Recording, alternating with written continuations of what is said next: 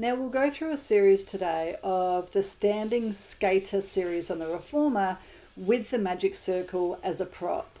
I always put most of these exercises together because they work really well as a sequence, and while you're using the circle you might as well make the most of it. So standing up onto the reformer with one foot on the foot pad first and then one foot on the carriage. The lighter it is, the harder it is to pull the carriage in. The heavier it is, the more focus is on pushing the carriage out. So you've got the circle in front of the chest with the hands flat on the pad at the heel of the hands, biasing towards the little finger part of the hands to allow for the arms to slightly rotate within the sockets. You're going to push the carriage out, and as you push the carriage out, you'll squeeze the circle, pull the carriage in and unsqueeze the circle. If the focus is on the press out, so if the focus is on the heavier spring, it will be an exhale to press the carriage out, inhale to pull the carriage in. But if your focus is on a lighter spring, it will be an inhale to push the carriage out, exhale as you pull the carriage in. But I do want you to recognize the relationship between squeezing the circle and feeling those torso muscles activate.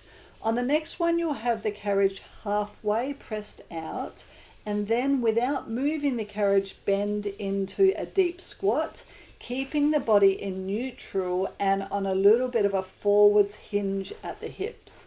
As you squat deep into that position, you can press the circle away from the torso and squeeze into the little finger biasing part of the hand.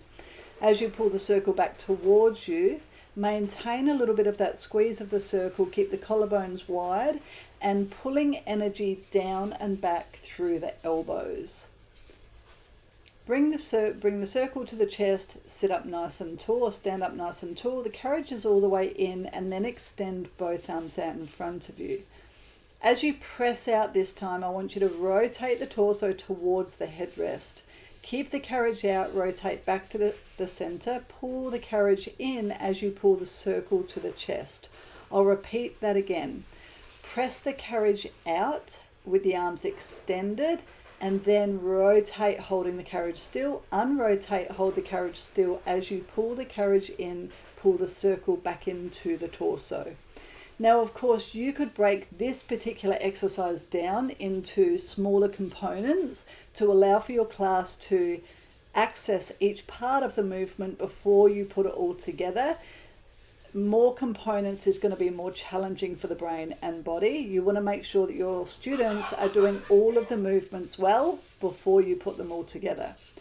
On the last exercise, we're going to take the circle overhead, keep the shoulders away from the ears, press the carriage out, and while the carriage is pushed out and staying steady, go into a lateral flexion, so reaching the entire body up over towards the shoulder rest. Keep the carriage out as you stand up nice and tall, and then pull the carriage back in, squeezing onto the circle as you bring the circle to the chest. Arms up, carriage out. Keep the carriage still as you side over. Keep the carriage still as you come back in, and as you bring the carriage back in, take the arms back in front of you.